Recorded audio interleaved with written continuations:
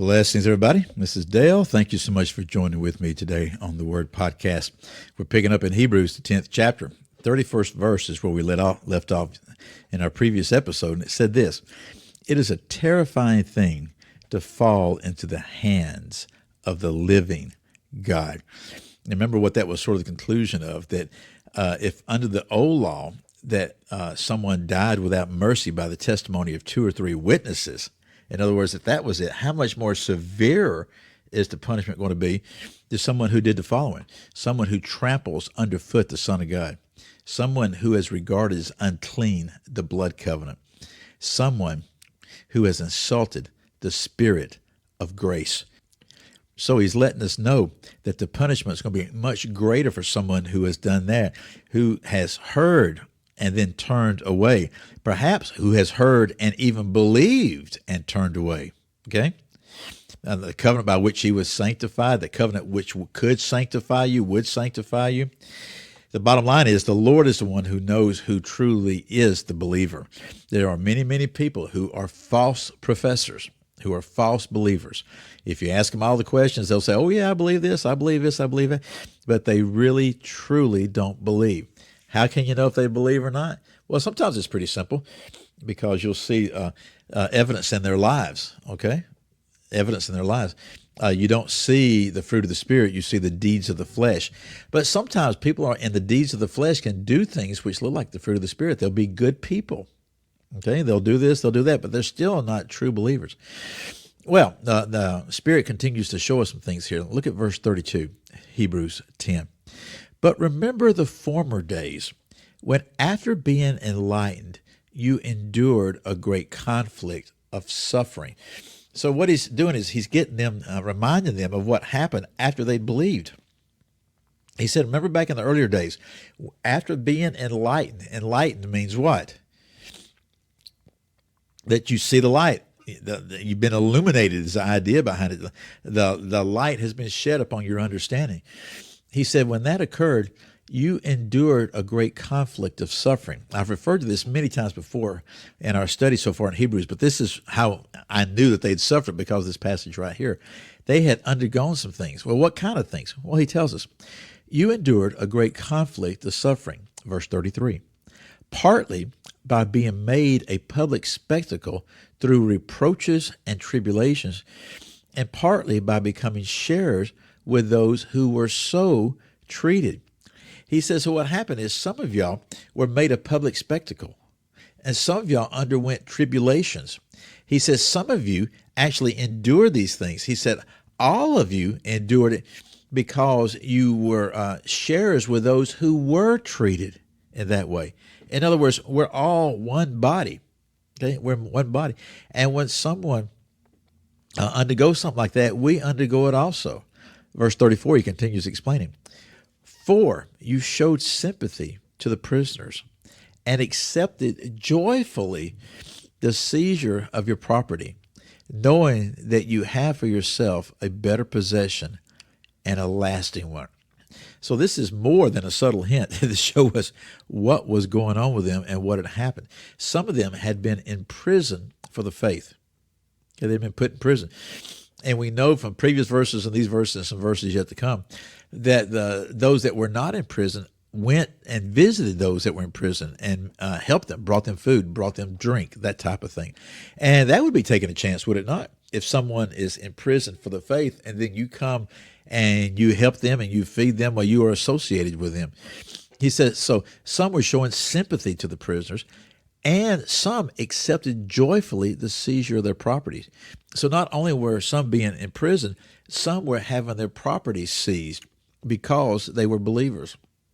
And you say, boy, I'm glad we didn't live in days like that. Folks, we do live in days like that. And that kind of stuff is happening right now all over the world, and it's actually happening in places where we live.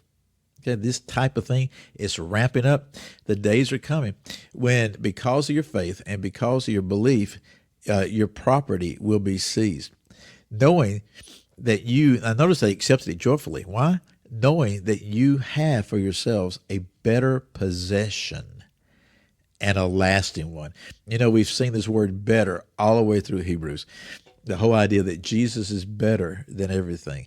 Therefore, believe. So what is the better possession that we have and the lasting possession that we have? Well, the bottom line is it's the Lord Jesus Christ. Okay, it's He and He alone that is the better of everything. Everything else we gain from that, eternal existence in His presence, all that, yes, that's a great possession, but it all comes through Him. Now watch what He says in verse 35. In light of all this, therefore, do not throw away your confidence, which has a great reward. This was a major concern of the writer here. Remember, he wrote them to exhort them, to stay the course, to keep pressing in, to keep pressing on. And the next 4 or 5 verses, he's going to really reiterate that. And it sort of shows us why he's been saying everything that he has, because of the fact that they had been arrested, because of the fact that their property had been seized, because they're being tempted to sort of lay low. They're being tempted to perhaps just go back to Judaism at a certain kind of way, even though they believe this way. He's saying, no, don't do that. Don't throw away your confidence, which has a great reward. You know, sometimes we forget that. Our confidence is in the Most High God, okay? We don't need to throw away our confidence. Verse 36, for you have need of endurance, so that when you have done the will of God, you may receive what was promised. Now notice what he's saying right here. You have need of endurance. They were enduring. He says, man, keep on pressing on. He says, you have need of enduring even more. Why? So that when you have done the will of God, you may receive what was promised. Well, what was promised? Well, he's already mentioned several. A better possession, a lasting possession, a great reward.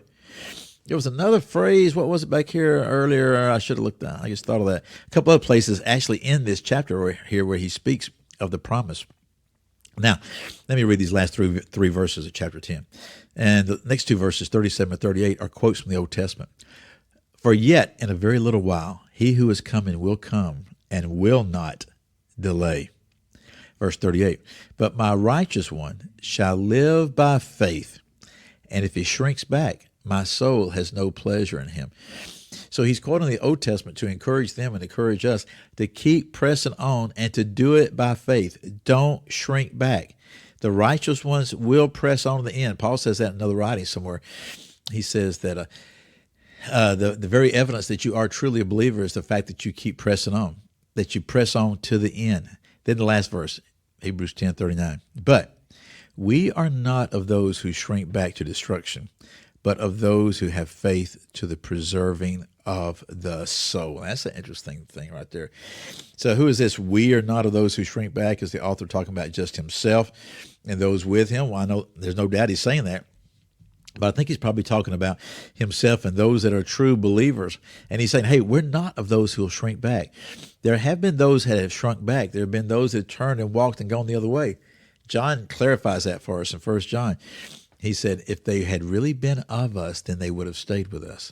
In other words, the fact that they didn't press on, the fact that they didn't keep living by faith, shows that they didn't have a true faith to start with.